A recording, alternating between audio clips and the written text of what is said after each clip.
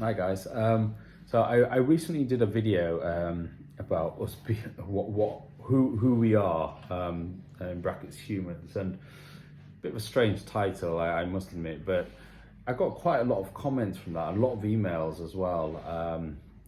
If you guys do want to email me, you can email me at hawksmear@gmail.com anytime, or comment on the videos.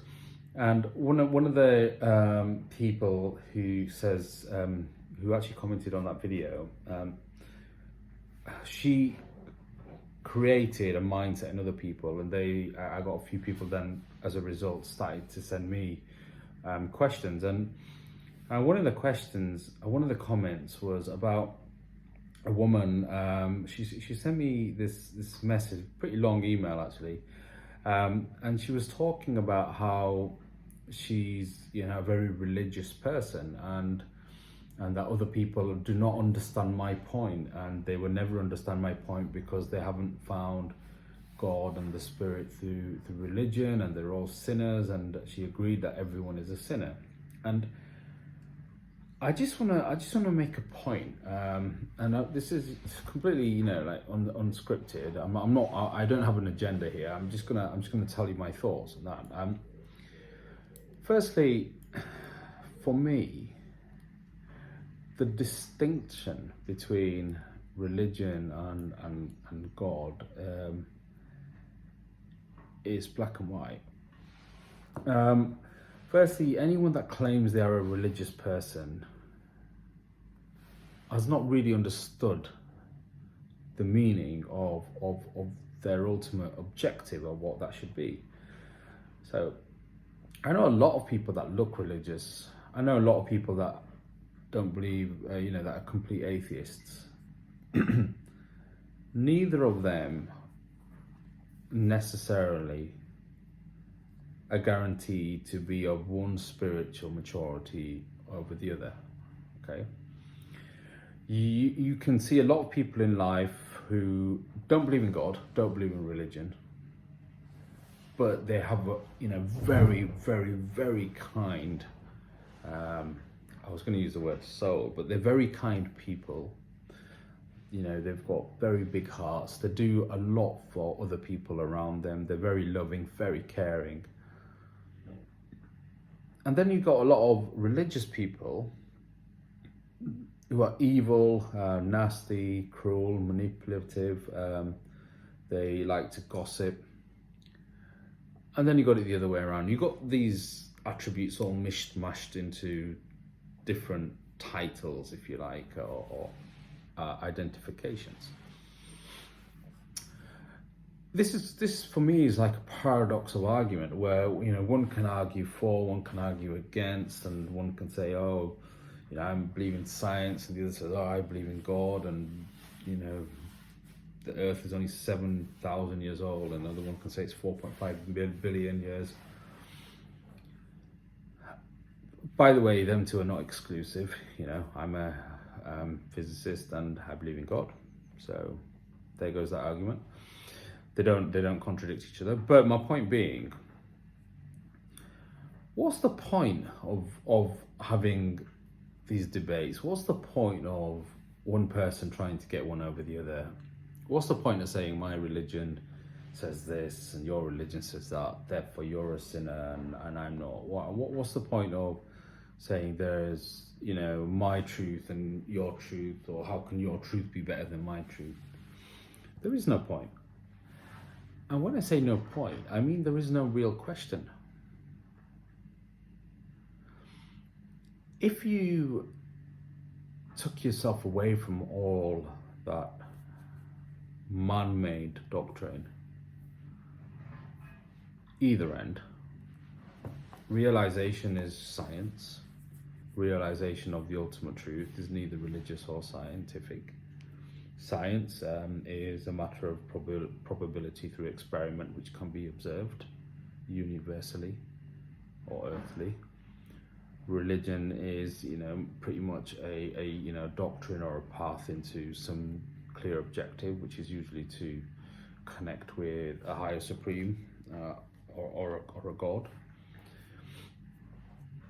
there's no one that's sitting in science labs doing experiments about how to disprove God, and at the same time there's no person of religion looking through the clouds trying to get a peek of a guy in the sky with a big white beard.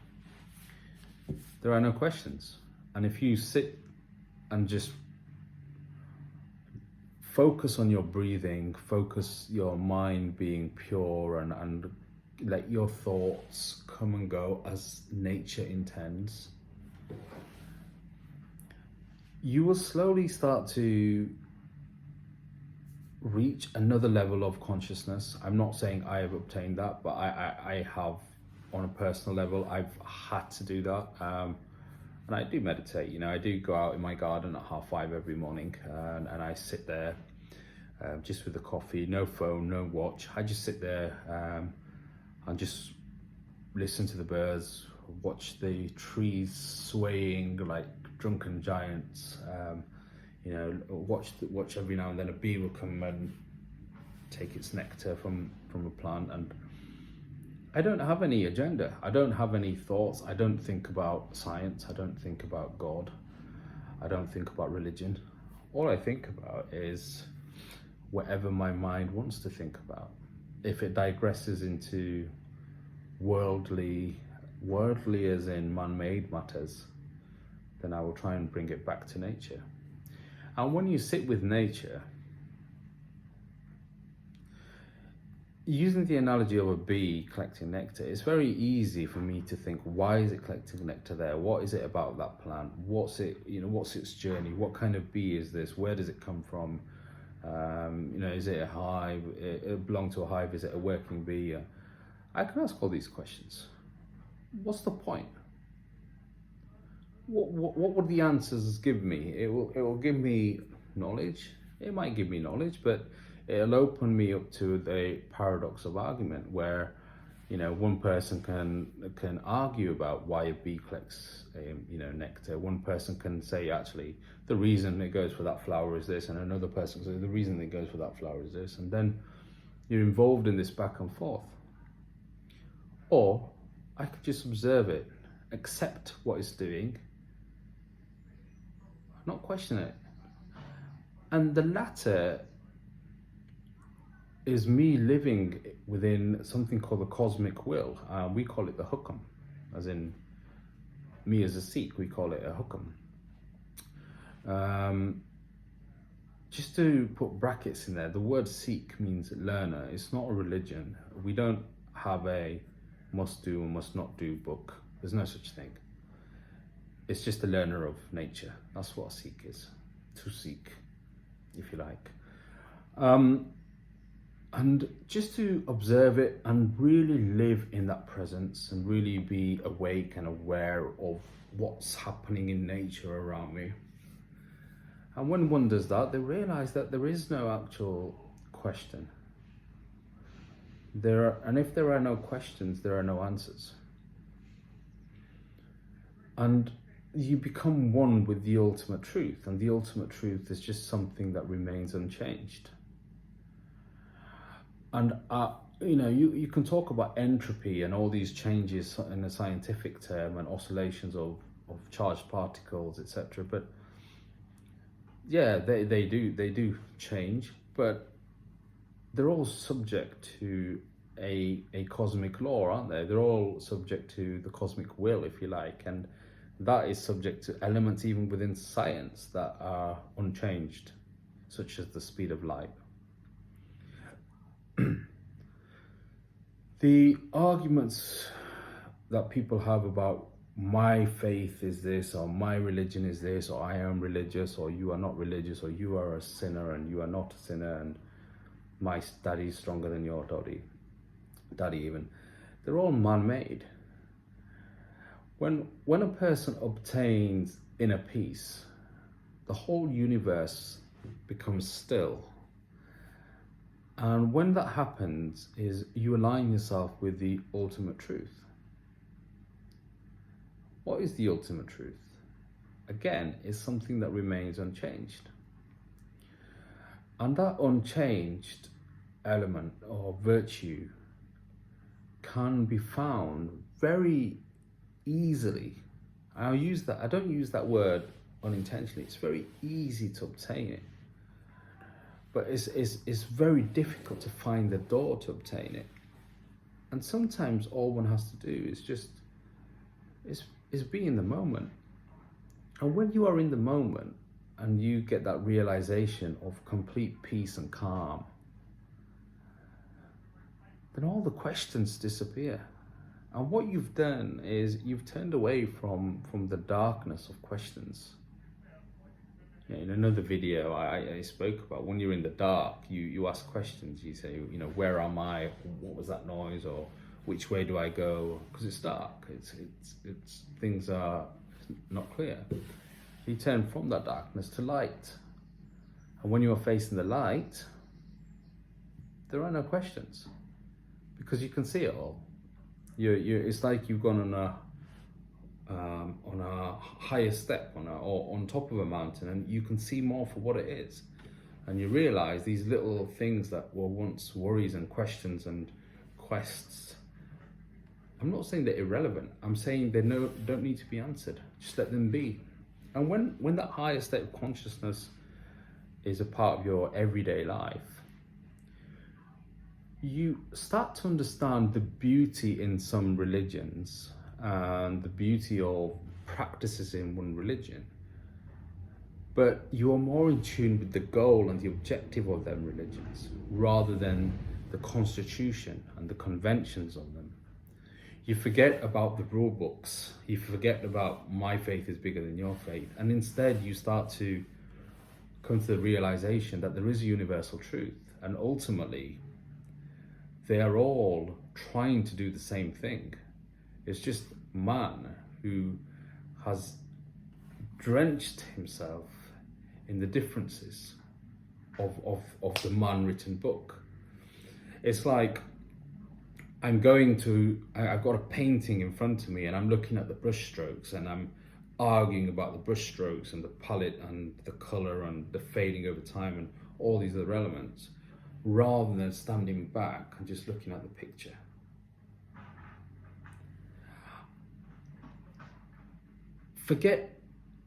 Just try to forget the differences in religion and start to look at nature as one. And when you do that, you realize that these bickering and this, my land, your land, my territory, your territory, and these worldly affairs, they don't mean anything.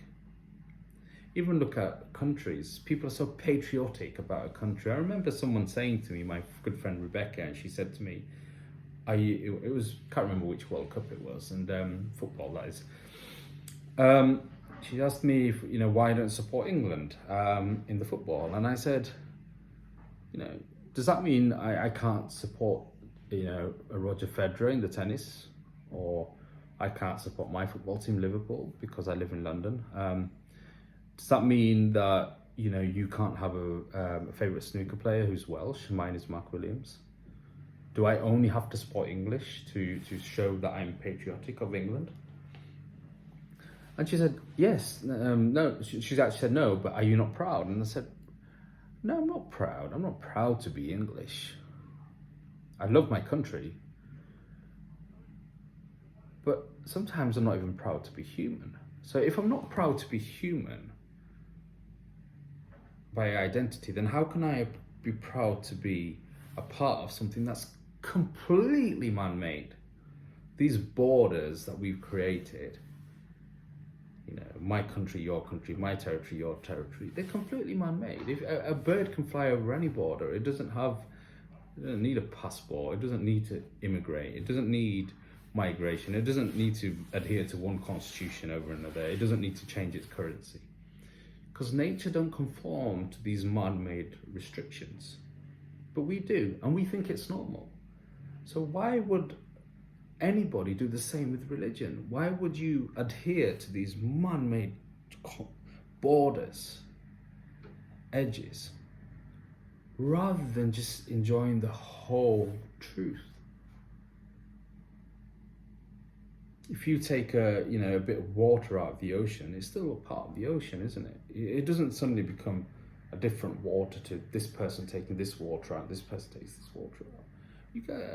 people are focused too much on the water within their little, man-made cup. Just think about all sources of water and then focus on the entire ocean. So when somebody says to me, about sinners and, we're a sinner, I may be a sinner according to a belief or a religion that you believe in. But judge yourself, don't judge others. We are all sinners according to our own divine being. That's what humans are. We sin continuously. We sin as soon as we come out of coming to this earth. We are accustomed to sin. You can define it however you want, but we're all sinners, are we not? I mean, do we not immediately have a desire to have one thing over another? When we're children, do we not like one sweet over another? I'm not saying sinning has different severity or punishment. I don't believe in that, but we're all sinners, and that's not because we're members of a faith and the constitution of that faith says that if you do this, you break this law, this will happen to you. No, it's because in nature, humans have a choice, an opportunity, and just like the person you gave money to who has an opportunity to make a choice of whether they do something good or bad, and good or bad are also subjective, but if they have an opportunity to do something, to either spend the money that you've given them on drugs and alcohol or spend it doing something productive, we're not different. We're not different. We have choices. I'm sure all of you have had times of struggle where you've had little money, or you've had times which have been very difficult, and in them times you act very differently to when things are in abundance. It's very easy for me to go and buy a really nice whiskey in a hotel bar and enjoy it when things are going well, and when things are not going well, I may buy a cheaper whiskey. It's just a choice, isn't it? It's an opportunity. So anyway, I've gone a long way around, and I'm not saying I have the answers, but when someone says they are religious, I think that's great, good for them, but be of a more natural, universal truth. Tap into that. That's not this big, that's infinite. Be a part of the infinite cosmic cycle and the cosmic will, rather than the small man-made constitution. And when you do that, you'll realize that your religion, most likely, or your non-religion, all go to the same thing.